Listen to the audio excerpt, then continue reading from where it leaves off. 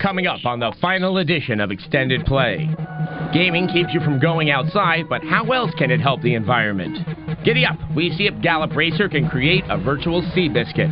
And we return to the arts and magic of live-action role-playing. Stick around. I told you I should have been along for the ride. It's game time.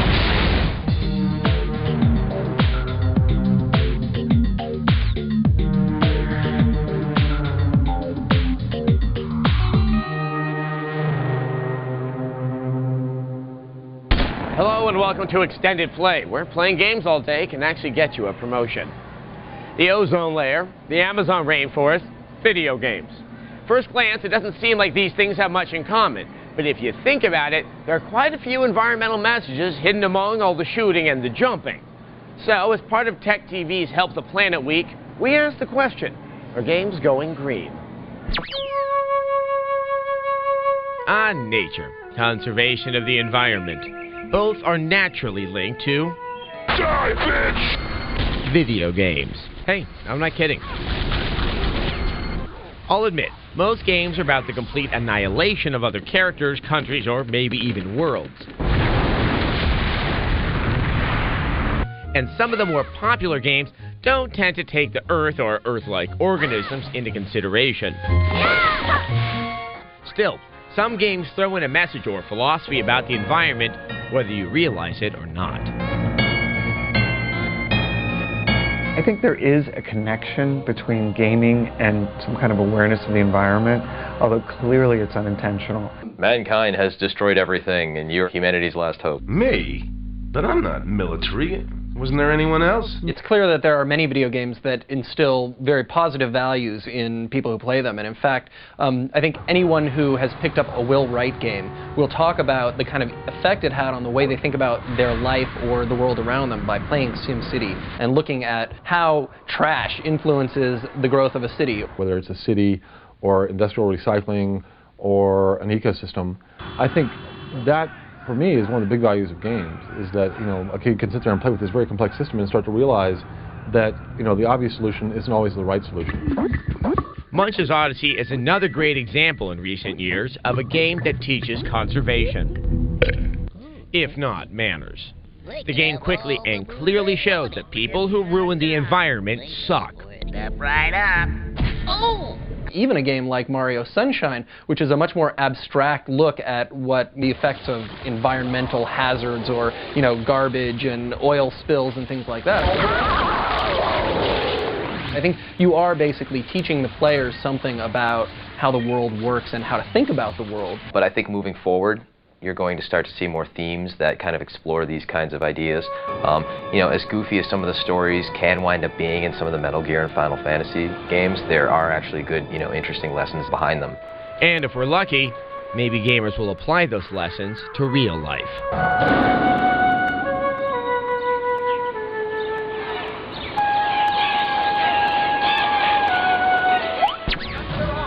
Coming up on Extended Play. If you like horses but don't like the stable smell, check out Gallop Racer. And it's another trip to the jungle this year with Line of Sight.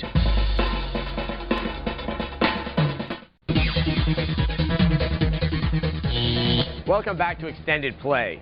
Littered among the bus driving simulators and games where you play a mosquito, one of the most popular game forms in Japan is horse racing. Now, while that sport isn't small time here in the States, we haven't seen much of it in video games. Well, things might change with Gallop Racer.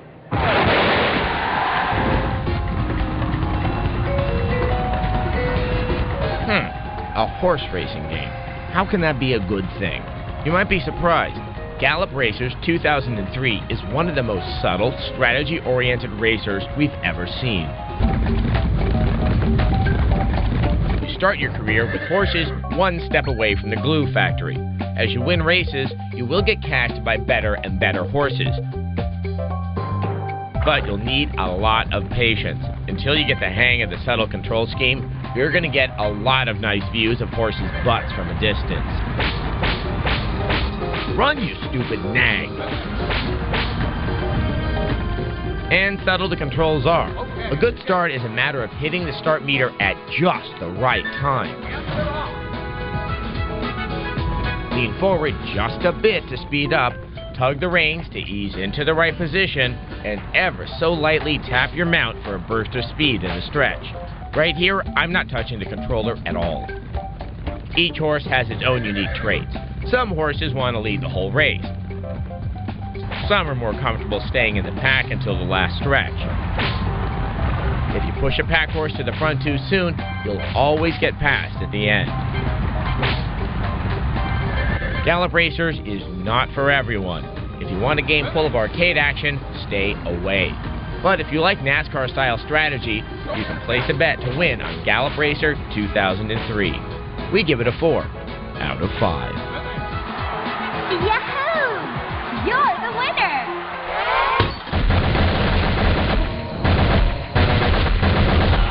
The claustrophobic jungle environment of America's war in Vietnam is the perfect setting for a first-person shooter, emphasizing stealth and surprise. Line of Sight Vietnam captures the feel of a Green Beret Special Operations with a single-player campaign featuring 12 missions. The enemy were headed for the ruined buildings, dragging the injured co-pilot along. Whatever your goal, you'll spend most of your time in Infogram's new title, crawling through the windblown underbrush while stopping every few feet to carefully scout for camouflaged enemies.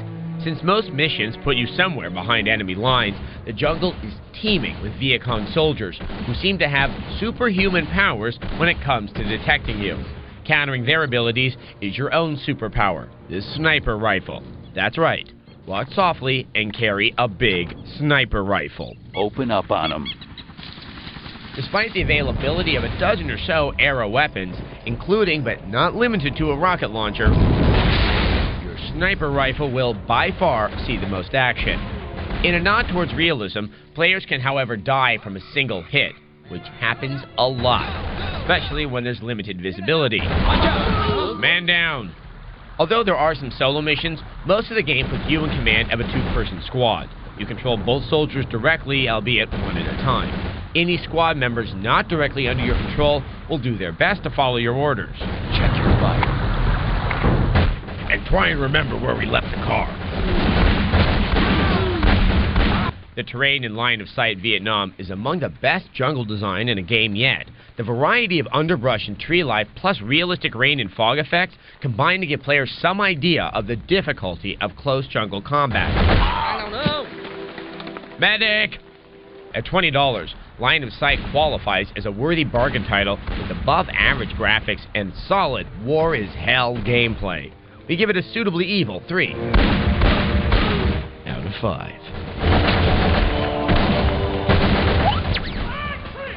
Coming up on Extended Play, we get baseball tips from the Anaheim Angels' David Eckstein.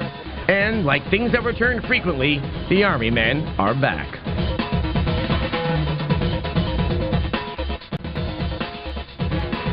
Welcome back to Extended Play. As you may know, we here at Extended Play are set to go Hulk and transform into our late-night incarnation, X-Play. So, in honor of that, we're dusting off some fine memories from the past 4.5 years. And one of the things we love to do here on the show is find a sports star and apply their playing know-how to our gaming know-how. And nothing was better than to talk to an actual winner, as we did with David Eckstein, the lead hitter for the 2002 World Champion Anaheim Angels.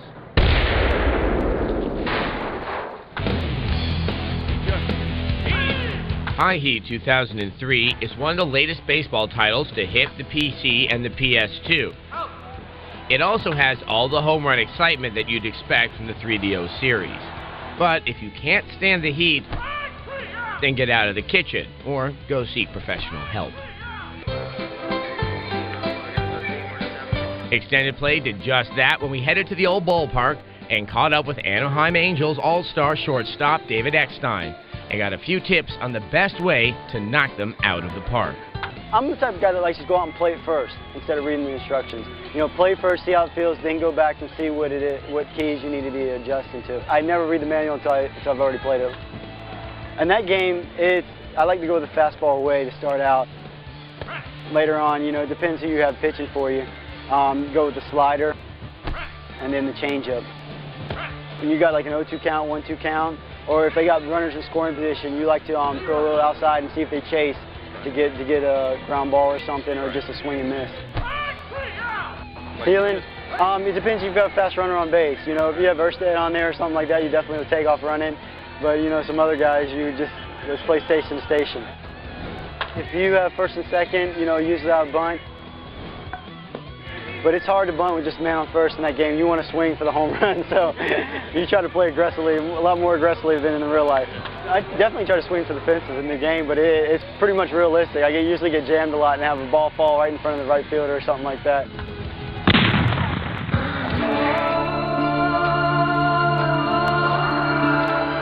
In an effort to milk the Heroes of Might and Magic franchise to death, 3DO has now unleashed Winds of War. This is the second expansion pack for Heroes 4 to see the light of day in less than a year. For fans of the long-running strategy series, this means 6 new campaigns to work through. Each one lets you play as an invading force in the land of Sharon. There's a barbarian, a wizard, a little pansy elf, and some undead skeleton dude, and... Spasmaticus, a young king on a mad quest to rule the world. Ooh, a mad quest? Count me in! The campaigns all play well, and the graphics and core rules of Heroes 4 have aged nicely. Developer New World Computing also included new musical selections, and they are the same high-quality compositions we've come to expect from the series. What we didn't expect was the slew of standalone scenarios that are actually amateur maps created by fans of the game. While some play quite well, others are not the quality you expect when you're shelling out cash for an expansion.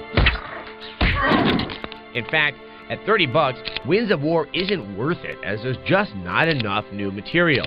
Die-hard Heroes fans will no doubt run out and buy this anyway. But for the rest of you, save the money.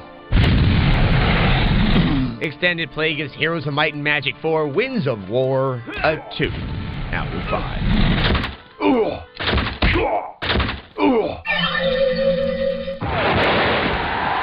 Green War efforts are seriously threatened, but the legend of the merciless Tan Baron has found few challengers brave enough to stop him. Much as a newsreel about the mythical war between Green and Tan Army men might imply that there's some fun to be had with 3DO's latest offering for the GameCube, the simple fact of the matter is that the game is a total disappointment.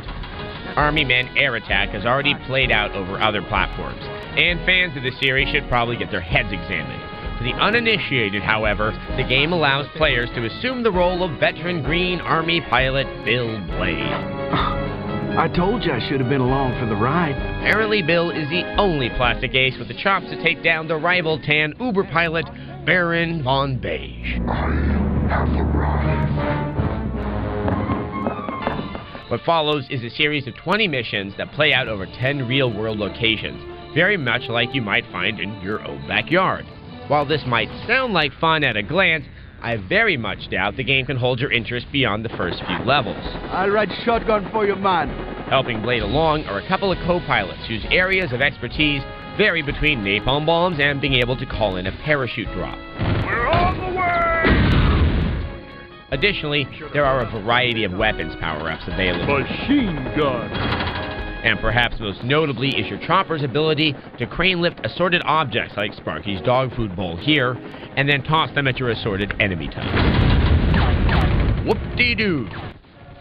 Unfortunately, none of this is executed very well, so you're going to end up fighting your sloppy controls more than an actual Tan Army. So much as we like the idea of escorting a Mr. Potato Face into hostile territory, we can only afford Army Men Air Attack the Elite missions, an underwhelming 2 out of 5. CO2. We're on the way! Coming up on Extended Play, grab your face paint and a lot of imagination. We're LARPing.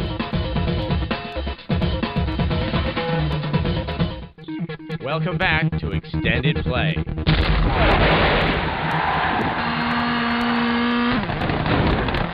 Rally racing is still something of a mud-splattered oddity in the U.S., nor is the racer Colin McRae exactly a household name. But Codemasters is working very hard to change all that, and the results are extremely pleasing. While it's true that Colin McRae Rally 3 offers fewer cars, gameplay modes, and tracks than its previous version, it features a muscular homebrewed game engine that really delivers. Since Colin McRae currently drives the Ford Rally Sport Team, when you play the game, that means you do too. Ultimately, though, a selection of over a dozen cars are unlockable, as well as some modular car improvements and multiplayer options. 4 right tightens to 3 over crest. Along for the ride in Championship mode is co-driver Nikki Grist, who supplies the navigational notes for you. And 6 left, into left, and 5 right over crest. Delivered in Grist's no-nonsense monotone, at first it may seem like gibberish. Soon, however, you'll find yourself taking them very seriously. Or else. Alternately, if you'd like to increase the overall gibberish factor, you can have him address you in French. Prudence, long par-dessus crête. What? Sounds awesome, doesn't it? Well, it is, for the most part. But a few minor annoyances keep it on the other side of the velvet rope from our 5-star lounge. For example, why does our speeding rally car occasionally knock a big A-frame boundary marking advertisement sign effortlessly aside, and yet get stopped cold when we hit a spindly road sign pole?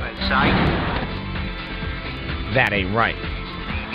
Similarly frustrating, sometimes the boundary marking adverts will suddenly open up a can of a movable object on you. I'm all confused. 30. These niggly inconsistencies aside, Colin McRae Rally 3 is a beautiful, realistic, and smooth translation of the rally racing experience. Challengingly addictive, we're giving it a check it out. 4 out of 5. 4 right over crest. Ah, nature.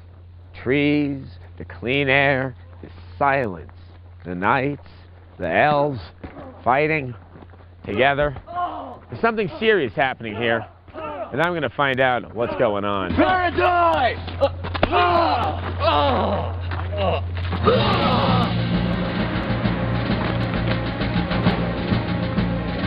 I'm Caleb Durst. I'm a SAR, half feline, half human, basically. I'm Midnight the Half-Orc, protector of Ecclesia. What's going on? There's a murder, attempted murder committed a week ago. What's going on?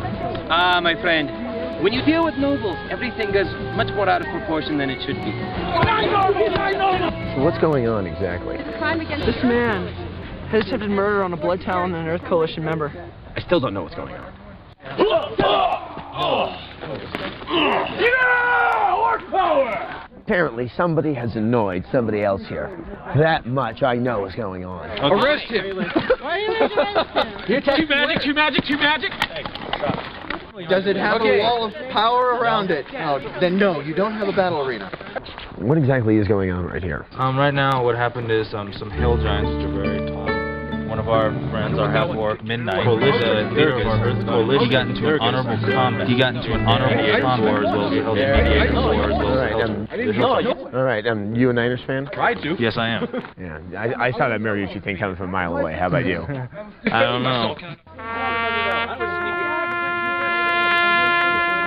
We're going to do this by the numbers. Everyone. The fighters are going to be up front. We want casters backpacking the fighters. Who has life spells here? Raise your hand. Onwards to victory!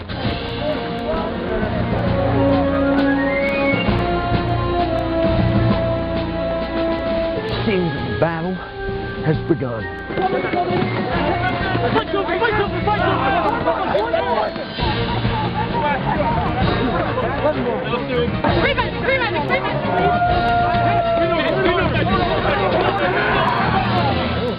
No matter how many times you see this, you really just can't get used to just the gravity of the carnage.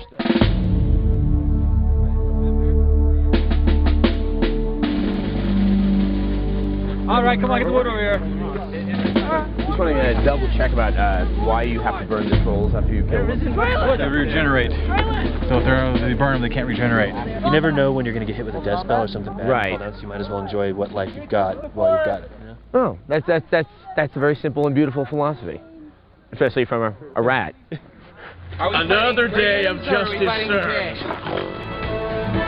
The end of the day, and like all good warriors, it's time to go home. I've seen some orcs, I've seen some knights, I've seen some stuff I'm not going to forget anytime soon.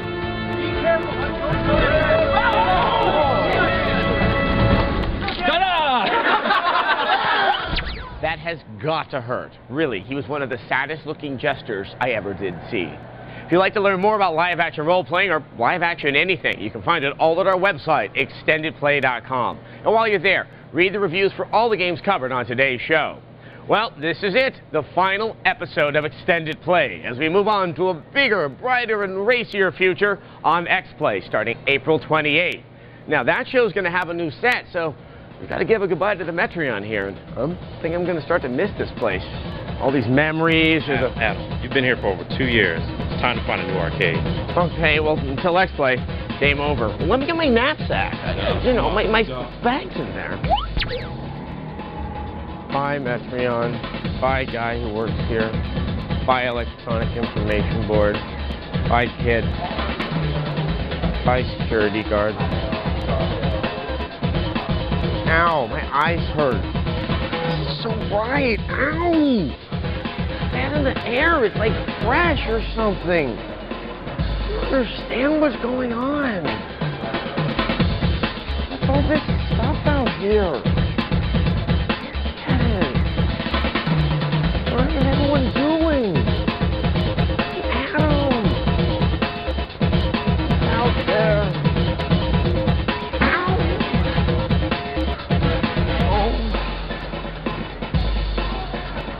Oh, here we go. All right, take a deep breath. You're a special guy.